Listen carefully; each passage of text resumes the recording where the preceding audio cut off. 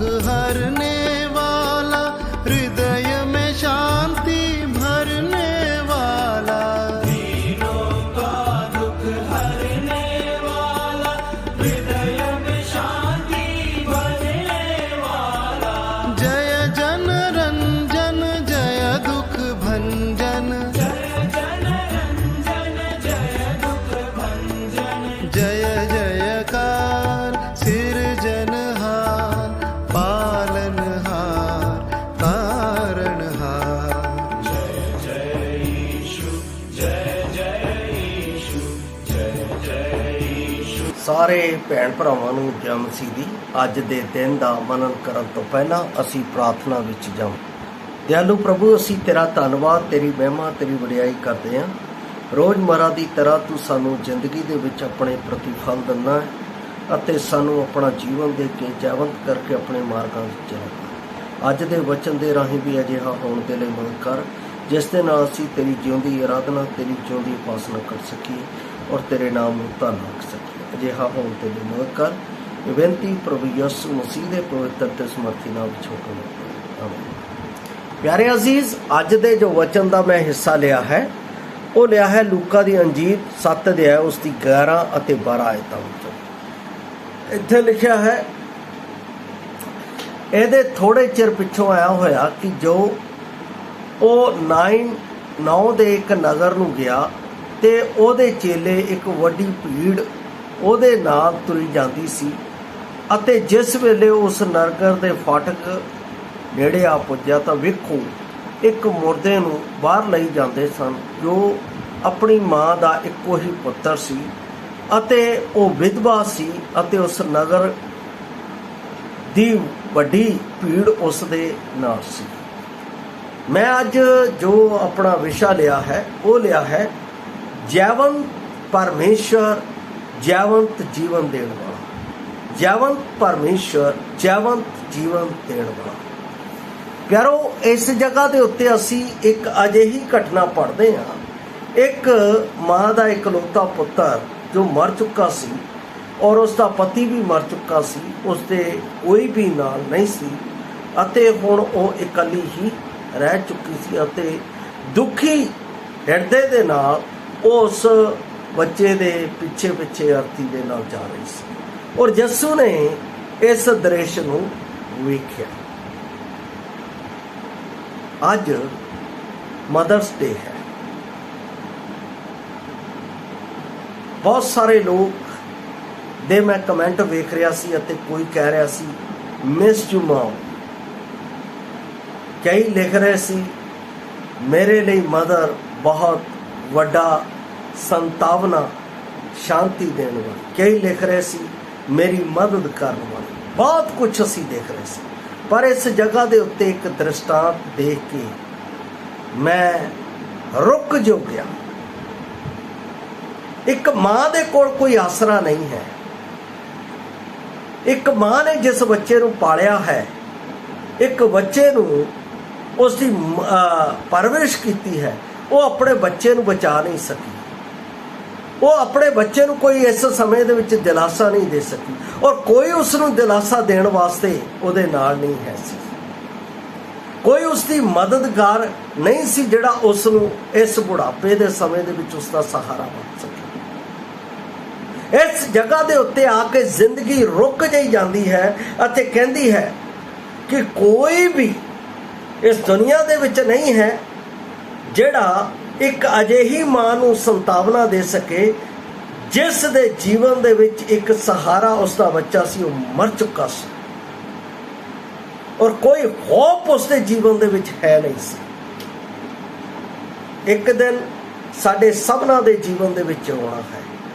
ਸਾਡੇ ਪਿਤਾ, ਸਾਡੀ ਮਾਂ, ਸਾਡੇ ਭੈਣ ਭਰਾ, ਸਾਡੇ ਆਪਣੇ ਪਿਆਰੇ ਅਜ਼ੀਜ਼ ਇਸੇ ਤਰ੍ਹਾਂ ਦੁਨੀਆ ਦੇ ਵਿੱਚ ਚਲੇ ਜਾਣੇ। ਉਹਨਾਂ ਨੂੰ ਅਸੀਂ ਚੱਕ ਕੇ ਵਿੱਚ ਉਜਾੜੀ ਛੱਡ ਕੇ ਆਉਣਾ ਹੈ। ਸਾਡੇ ਕੋਲ ਕੋਈ ਹੋਪ ਨਹੀਂ ਹੈ। ਪਰ ਇਸ ਜਗ੍ਹਾ ਦੇ ਉੱਤੇ ਮੈਂ ਜਦੋਂ ਦੇਖ ਰਿਹਾ ਸੀ ਕਿ ਇੱਕ ਇਸ ਦੁਨੀਆ ਦੇ ਵਿੱਚ ਹੈ ਜਿਹੜਾ ਮਾਂ ਤੋਂ ਉੱਤਮ, ਜਿਹੜਾ ਪਿਤਾ ਤੋਂ ਉੱਤਮ, ਜਿਹੜਾ ਭੈਣ ਭਰਾਵਾਂ ਤੋਂ ਉੱਤਮ, ਜਿਹੜਾ ਸਮਾਜ ਤੋਂ ਉੱਤਮ, ਸਭ ਤੋਂ ਉੱਤਮ ਇੱਕ ਹੈ ਜਿਹੜਾ ਮੇਰੇ ਜੀਵਨ 'ਚ ਤਸੱਲੀ ਅਤੇ ਸ਼ਾਂਤੀ ਦੇ ਸਕਦਾ ਹੈ। ਉਹ ਮਾਤਰ ਪ੍ਰਭੂ ਯਿਸੂ ਮਸੀਹ ਹੈ। ਜਦੋਂ ਮੈਂ ਇਸ ਖੰਡ ਨੂੰ ਪੜ੍ਹ ਰਿਹਾ ਸੀਗਾ ਅਤੇ ਭੀੜ ਦੀਆਂ ਅੱਖਾਂ ਦੇ ਸਾਹਮਣੇ ਇਹੋ ਜਿਹੇ ਅਨੋਖੇ ਦ੍ਰਿਸ਼ ਕਦੇ ਵੀ ਨਹੀਂ ਸੀ ਖੋਲ੍ਹਿਆ ਗਿਆ। ਨਾਈਨ ਨਾਮ ਦੇ ਨਗਰ ਦਾ ਮਾਹੌਲ ਦੱਸਦਾ ਸੀ ਕਿ ਉਹ ਇੱਕ ਸੀੜੀ ਅਤੇ ਇੱਕ ਮੁਰਦੇ ਨੂੰ ਨਗਰੋਂ ਬਾਹਰ ਲਿਜਾ ਰਹੇ ਸੀ। ਉਹ ਨਗਰ ਜਿਹੜਾ ਸੁੰਦਰ ਸੀ, ਜਿਹੜਾ ਸੁੰਦਰਤਾ ਦੇ ਨਾਲ ਕਹਿਲਾਉਂਦਾ ਸੀ, ਅੱਜ ਉਸ ਦੇ ਵਿੱਚ ਮਾਤਮ ਛਾਇਆ ਹੋਇਆ ਸੀ। ਅੱਜ ਉਸ ਦੇ ਵਿੱਚ ਸੋਗ ਹੀ ਸੋਗ ਸੀ। ਕੋਈ ਉਸ ਬੱਚੇ ਨੂੰ, ਉਸ ਮਾਂ ਨੂੰ ਦੇਣ ਦੇ ਲਈ ਤਿਆਰ ਨਹੀਂ ਸੀ। ਉਸ ਮਾਂ ਦੇ ਲਈ ਕੋਈ ਸ਼ਾਂਤੀ ਦੇਣ ਨੂੰ ਤਿਆਰ ਨਹੀਂ ਸੀ। ਉਸ ਮਾਂ ਦੇ ਲਈ ਕੋਈ ਸੰਤਾਵਨਾ ਦੇ ਸ਼ਬਦ ਦੇਣ ਵਾਸਤੇ ਕੋਈ ਤਿਆਰ ਨਹੀਂ ਸੀ। ਹਰ ਕੋਈ ਰੋ ਰਿਹਾ ਸੀ। ਹਰ ਕੋਈ ਇਹੀ ਕਹਿ ਰਿਹਾ ਸੀ ਕਿ ਇਹੋ ਜ਼ਿੰਦਗੀ ਹੈ। ਪਰ ਇਸ ਜਗ੍ਹਾ ਦੇ ਉੱਤੇ ਜਦੋਂ ਇਸ ਤਰ੍ਹਾਂ ਬਾਹਰ ਲਿਜਾ ਰਹੇ ਸੀ, ਇਹ ਇੱਕ ਸੱਚਮੁੱਚ ਇੱਕ ਦਰਦ ਭਰੀ ਤਸਵੀਰ ਹੈ ਤੇ ਹੋਰ ਵੀ ਦਰਦ ਭਰੀ ਹੋ ਜਾਂਦੀ ਹੈ, ਕਿਉਂਕਿ ਉਹ ਵਿਧਵਾ ਦਾ ਇੱਕੋ ਇੱਕ ਪੁੱਤਰ ਸੀ ਅਤੇ ਉਹਦਾ ਪਤੀ ਜਾ ਚੁੱਕਿਆ ਸੀ ਤੇ ਹੁਣ ਉਸ ਦਾ ਪੁੱਤਰ ਵੀ ਚਲਾ ਗਿਆ ਸੀ। ਭਾਵੇਂ ਉੱਥੇ ਇੱਕ ਵੱਡੀ ਭੀੜ ਮੌਜੂਦ ਸੀ, ਪਰ ਮੌਤ ਦੇ ਸਾਹਮਣੇ ਸਭੇ ਬੇਵੱਸ ਸੀ। ਇਹ ਮੌਤ ਨੇ ਸਭਨਾਂ ਨੂੰ ਬੇਵੱਸ ਕੀਤਾ ਹੋਇਆ ਸੀ। ਇਸ ਮੌਤ ਨੇ ਹਰ ਇੱਕ ਮਨੁੱਖ ਦੇ, ਹਰ ਇੱਕ ਜੋ ਇਸ ਦੁਨੀਆ ਦੇ ਵਿੱਚ ਹੈ, ਉਸ ਦੇ ਪੈਰਾਂ ਦੇ ਵਿੱਚ ਬੇੜੀਆਂ ਪਾਈਆਂ ਹੋਈਆਂ ਸੀ। ਕਿਉਂਕਿ ਬਾਈਬਲ ਦੱਸਦੀ ਹੈ ਪਾਪ ਦੀ ਮਜ਼ਦੂਰੀ ਮੌਤ ਹੈ। ਪਰ ਅਗਲੇ ਸ਼ਬਦਾਂ ਦੇ ਵਿੱਚ ਪਰਮੇਸ਼ਵਰ ਦੀ ਤਸੱਲੀ ਹੈ ਜੋ ਇਸ ਜਗ੍ਹਾ ਦੇ ਉੱਤੇ ਮੈਂ ਦੇਖੀ ਹੈ। ਬੇਸ਼ੱਕ ਇਸ ਤੋਂ ਪਹਿਲਾਂ ਕਈ ਵਾਰ ਮਰੇ ਬੰਦਿਆਂ ਨੂੰ ਦਫਨਾਉਣ ਦੇ ਲਈ ਇਸ ਫਾਟਕ ਰਾਹੀਂ ਲਿਜਾਇਆ ਗਿਆ ਸੀ, ਪਰ ਹੁਣ ਦਾ ਸਮਾਂ ਅਲੱਗ ਸੀ। ਯਿਸੂ ਨਗਰ ਨੂੰ ਆ ਰਿਹਾ ਸੀ ਅਤੇ ਉਸ ਨੇ ਵੱਡੀ ਭੀੜ ਵੇਖੀ ਜੋ ਮੈਂ ਇਸ ਜਗ੍ਹਾ ਦੇ ਉੱਤੇ ਵੇਖ ਰਿਹਾ ਹਾਂ। ਪਰ ਸਾਰੀ ਹਫੜਾ ਦਫੜੀ ਵਿੱਚ ਉਸ ਦੀਆਂ ਅੱਖਾਂ ਨੂੰ ਰੋਂਦੀ ਵਿਧਵਾ ਨੂੰ ਵੇਖਿਆ ਤੇ ਉਸ ਨੂੰ ਉਸ ਉੱਤੇ ਤਰਸ ਆਇਆ। ਯਾਰੋ, ਦੁਨੀਆ ਦੇ ਵਿੱਚ ਕੋਈ ਵੀ ਸਾਡੇ ਉੱਤੇ ਤਰਸ ਕਰਨ ਵਾਲਾ ਨਹੀਂ। ਦੁਨੀਆ ਦੇ ਵਿੱਚ ਕੋਈ ਵੀ ਸਾਨੂੰ ਬਚਾਉਣ ਵਾਲਾ ਨਹੀਂ। ਇਸੇ ਕਰਕੇ ਪ੍ਰਭੂ ਯਿਸੂ ਮਸੀਹ ਦੇ ਇਸ ਸ਼ਬਦ ਨੂੰ ਜਦੋਂ ਮੈਂ ਪੜ੍ਹਦਾ ਹਾਂ ਤਾਂ ਮੈਨੂੰ ਯਸ਼ਾਇਆ ਦਾ ਜੀਵਨ ਚੇਤਾ ਆ ਜਾਂਦਾ ਹੈ, ਜਿਸ ਨੇ ਕਿਹਾ 49 ਦੇ 15 ਦੇ ਵਿੱਚ, ਇੱਕ ਮਾਂ ਆਪਣੇ ਪੁੱਤ ਨੂੰ ਭੁੱਲ ਸਕਦੀ ਹੈ, ਇੱਕ ਮਾਂ ਆਪਣੇ ਜੰਮਣ ਵਾਲੇ ਪੁੱਤ ਨੂੰ ਭੁੱਲ ਸਕਦੀ ਹੈ, ਪਰ ਪਰਮੇਸ਼ਰ ਕਹਿੰਦਾ ਮੈਂ ਨਹੀਂ ਭੁੱਲ ਸਕਦਾ। ਇੱਥੇ ਪਰਮੇਸ਼ਰ ਨੂੰ ਤਰਸ ਆਇਆ ਹੈ। ਇੱਥੇ ਪਰਮੇਸ਼ਰ ਨੂੰ ਤਰਸ ਕਿਉਂ ਆਇਆ ਹੈ? ਕਿਉਂਕਿ ਉਹ ਸ੍ਰਿਸ਼ਟੀ ਕਰਤਾ ਹੈ। ਉਸ ਨੇ ਮੇਰੀ ਅਤੇ ਆਪ ਦੀ ਰਚਨਾ ਕੀਤੀ ਹੈ। ਬਾਣੀ ਦੇ ਵਿੱਚ ਲਿਖਿਆ ਹੈ, ਜਦੋਂ ਜ਼ਬੂਰ 139 ਪੜ੍ਹਦੇ ਹਾਂ ਤਾਂ ਉਸ ਦੇ ਵਿੱਚ ਲਿਖਿਆ ਹੈ, ਮਾਂ ਦੇ ਕੁੱਖ ਦੇ ਵਿੱਚ ਹੀ ਤੂੰ ਮੈਨੂੰ ਭਿਆਨਕ ਰੀਤੀ ਦੇ ਨਾਲ ਰਚਿਆ ਹੈ। ਮੇਰਾ ਰਚੇਤਾ ਹੀ ਮੇਰੀ ਤਰਸ ਕਰ ਸਕਦਾ ਹੈ। ਮੇਰਾ ਰਚੇਤਾ ਹੀ ਮੇਰੇ ਜੀਵਨ ਦੇ ਬਾਰੇ ਸੋਚ ਸਕਦਾ ਹੈ। ਮੇਰਾ ਰਚੇਤਾ ਹੀ ਮੈਨੂੰ ਅਜਿਹੇ ਜੀਵਨ ਵਿੱਚ ਲੈ ਕੇ ਜਾ ਸਕਦਾ ਹੈ ਜਿੱਥੇ ਉਹ ਆਪ ਵਿਰਾਜਮਾਨ ਹੈ, ਜਿੱਥੇ ਮੌਤ ਸ਼ਬਦ ਦਾ ਨਾਮ ਹੀ ਹੈ ਨਹੀਂ। ਉਹੀ ਹੈ ਜਿਹੜਾ ਮੈਨੂੰ ਪਾਪ ਤੋਂ ਬਚਾ ਸਕਦਾ ਹੈ। ਉਹੀ ਹੈ ਜਿਹੜਾ ਇੱਕ ਵਿਧਵਾ ਦੇ ਜੀਵਨ ਦੇ ਵਿੱਚ ਉਸ ਨੂੰ ਸ਼ਾਂਤੀ ਅਤੇ ਉਸ ਦੇ ਜੀਵਨ ਦੇ ਵਿੱਚ ਪਰਮੇਸ਼ਵਰ ਦੀ ਉਹ ਤਸੱਲੀ ਦੇ ਸਕਦਾ ਹੈ ਜਿਹੀ ਸੰਸਾਰ ਦੇ ਵਿੱਚ ਕੋਈ ਨਹੀਂ ਦੇ ਸਕਦਾ। ਇੱਥੇ ਉਸ ਤਸੱਲੀ ਨੂੰ ਦੇਖਦੇ ਹਾਂ। ਉਸ ਨੂੰ ਤਰਸ ਵਾਲਾ ਦਿਲ ਭਰ ਆਇਆ। ਉਸ ਨੇ ਉਸ ਨੂੰ ਕਿਹਾ ਨਾ ਰੋ। ਕਿੰਨੀ ਵੱਡੀ ਤਸੱਲੀ ਹੈ। ਇੱਕ ਮਾਂ ਜਿਸ ਦਾ ਇਕਲੌਤਾ ਹੈ, ਜਿਸ ਦਾ ਦਿਲ ਫਟ ਚੁੱਕਾ ਹੈ, ਜਿਸ ਦਾ ਦਿਲ ਤਾਰ-ਤਾਰ ਹੋ ਚੁੱਕਾ ਹੈ, ਜਿਸ ਦੀ ਆਸ ਮੁੱਕ ਚੁੱਕੀ ਹੈ, ਜਿਹੜੀ ਨਿਰਾਸ਼ਾ ਦੇ ਹਾਲਤ ਵਿੱਚ ਹੈ, ਉਸ ਨੂੰ ਪ੍ਰਭੂ ਯਿਸੂ ਮਸੀਹ ਜਾ ਕੇ ਤਸੱਲੀ ਭਰਿਆ ਸ਼ਬਦ ਕਹਿੰਦਾ ਨਾ।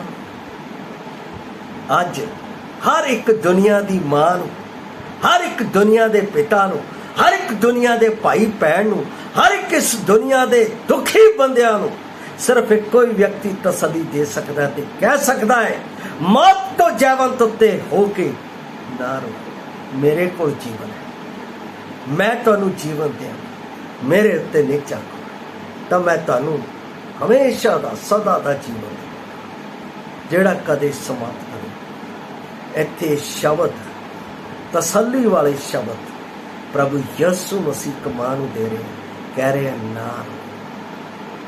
तद उसने सीढ़ी नूं छुआ अते जिहड़े उसनूं लैके जा रहे सी वो खलो गए। ये संयोग नहीं सी कि उस खास वेले एक मुर्दे नूं नाइन तो विचों बाहर लैके जा रहे सन, नहीं, ये परमेश्वर दी योजना सी, उसदा समा सी। यीशु नूं सब पता सी ते ओ टुटे होए दिल वालियां नूं चंगा करन वास्ते आया सी, टुटे अते पिसे होए दिल वालियां नूं तसल्ली देण वास्ते आया होया सी। ओ यीशु मसीह उस विधवा दे टुटे होए दिल दे लई, उस दे दिल दे विच मरहम लाण दे लई उसने कहा बीबी ना रो। ओ शब्द जे तुसी अपनी जिंदगी दे विच दुखी हो, जे अपनी जिंदगी तो तुसी अक चुके हो, जे अपनी जिंदगी च तुसी निराश हो चुके हो, जे अपनी जिंदगी च तुसी अपने आप दे विच निराशात्मक अवस्था दे विच जा चुके हो, तज प्रभु यीशु मसीह आप नूं कह रहा है ना रो, ना रो। क्योंकि वो दुखियां दे दिलां नूं, कुचले होए दिलां नूं, टुटे हुए दिलां नूं संतावना देण वास्ते, तसल्ली देण वास्ते स्वर्गों इस धरती दे विच आया सी। क्योंकि पाप ने मनुख नूं तोड़ दिता सी, पाप ने मनुख नूं निराश कर दिता सी, पाप ने मनुख दे जीवन दे विच तसीहे ही तसीहे भर दिते सी। पर प्रभु यीशु मसीह कहता है मैं तुहानूं शांति देना है, जेही संसार दिंदा ते ही नहीं, मैं तुहानूं अपनी स्वर्गीय शांति देने वास्ते आया। तुसी ना डरो ना घबरो। यूहन्ना 14:27 दे विच वो मैनूं तसल्ली दिंदा है, वो मैनूं तसल्ली दे शब्द कहता है, ओ परमेश्वर दा मेरे पापी जीवन दे लई उपराला कीता होया एक बहुत सुंदर परमेश्वर दा कलिया होया पवित्र जन सी। उसने सारे दुख सारी पीड़ा जो मेरे जीवन दे विच सी अपने उत्ते लै लई अते उसने कहा मैं तैनूं अपना आराम दिंदा, मैं तैनूं अपनी शांति दिंदा, मैं तैनूं अपना आनंद दिंदा, तू मैनूं स्वीकार कर, तू मन लै कि यीशु मसीह मेरे पापां दे लई मारिया गया, दफन किया गया अते तीजे दिहाड़े जी उठिया, हुण ओह मेरा प्रभु है, हुण मेरा जीवन मेरा नहीं प्रभु तेरा है।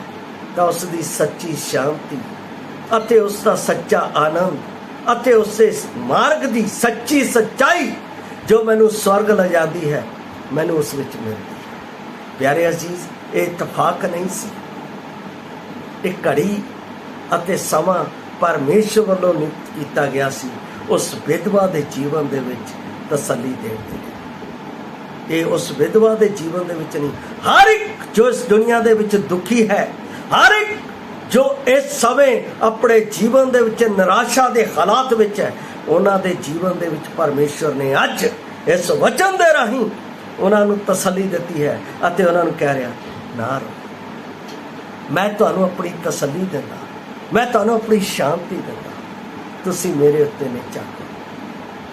प्यारो वो किरपा नाल आया, हुण व्यवस्था नूं थोपण लई नहीं सी आया, क्योंकि व्यवस्था कोल मरे बंदे नूं कहण दे लई कुछ नहीं सी। जिन्ना चिर मनुख जिंदा है उन्ना चिर वो सारा उत्ते उस उत्ते वस रखदी है अते उस दे उत्ते मौत नियुक्त है। रोमिया 7:1 दे विच ते ये बंदा मरिया पिया सी, पर यीशु व्यवस्था तो उपर उठ किरपा दे नाल काम करदा होया ये वचन बोलदा है। हर एक उस व्यक्ति दे लिए वचन बोलता है जिहड़ा मर चुका है, जिहड़ा अपनी जिंदगी तो अक चुका है, जिहड़ा थका चुका है ਉਹਨਾਂ ਦੇ ਲਈ ਪਰਮੇਸ਼ਰ ਦਾ ਇਹ ਵਚਨ ਹੈ, हे ਜਵਾਨ ਮੈਂ ਤੈਨੂੰ ਆਖਦਾ ਹਾਂ ਉੱਠ, अपनी मरी हुई अवस्था तो उठ, अपने दुखी होए पलों दे विच उठ, अपने रोण वाले अते हर एक कष्ट दे विचों वो कहता है उठ। जवान बंदा उठ खलोता ते बोलण लग पिया। कि तुहानू हैरानी नहीं हुंदी कि इहो जिहे समय उत्ते उसने की कहा? उसने की कहा? तद यसू ने ओनू ओदी मां दे हथ सौंप दिता। मां नू एक तोहफा दे दिता, शांति दा तोहफा, तसल्ली दा तोहफा, आनंद दा तोहफा। जड़ी हार चुकी सी, जड़ी अक चुकी सी, जिस दे लई कोई आशा नहीं सी, परमेश्वर पुत्र ने उस मां नू तसल्ली दे लई उस पुत्र नू दे दिता। ये कोई नहीं कर सकता सीगा, सिर्फ मात्र प्रभु यसू मसीह कर सकता सी। दुख भरिया माहौल आनंद दे विच बदल गया। प्रभु यसू दा काम पूरी तरह ना मनुखी सी, फिर भी साफ साफ रब्बी ये जानना किड्डी तसल्ली दी गल है कि अज साडे लई भी उवें ही होवे जिवें इत्थे परमेश्वर ने नाइन नगर दी एक दुखी मां नू उसका पुत्र जो मर गया सी, जो खो गया सी, जिसका कोई होप उसनू मिलन दा नहीं सी, उसने दे दिता। मेरे प्यारे अजीज, मैनू एक होप है, मैनू एक आस है इस दुनिया दे विच कि प्रभु एक दिन मैनू बदलां ते लैण वास्ते आवेगा अते मैं उस दे नाल हमेशा हमेशा दे लई राज करांगा। ये मेरे लिए मेरे जीवन दे विच प्रभु ने मैनू तसल्ली दिती है, जिस तरह एक विधवा मां नू उस पुत्र नू देख के उसने दिती है। कि तुसी ये तसल्ली पाना चाहते हो? कि तुसी इस तसल्ली दे शब्दां नू अपने जीवन विच लैना चाहते हो? तां आप दे लई अज मौका है, अज ही मुक्ति दा दिन है। मनो, मन लो कि यसू मसीह मेरा मुक्तिदाता है, ओही मैनू सच्ची शांति दे सकता है, ओही मैनू मौत तो छुड़ा सकता है, ओही मैनू मौत तो पार जीवन दे सकता है। जदों स्वीकार कर लेंदे हो तां उसकी मुक्ति आप दे जीवन दे विच आप दे कोल तसल्ली दे वाजू स्वर्गीय जैवंत आशा दे निमित्त आप दे कोल पहुंचेगी। प्रभु आपनू इस शांति नू प्राप्त करन दे लई आप दी मदद करे। जय मसीह दी महाराज।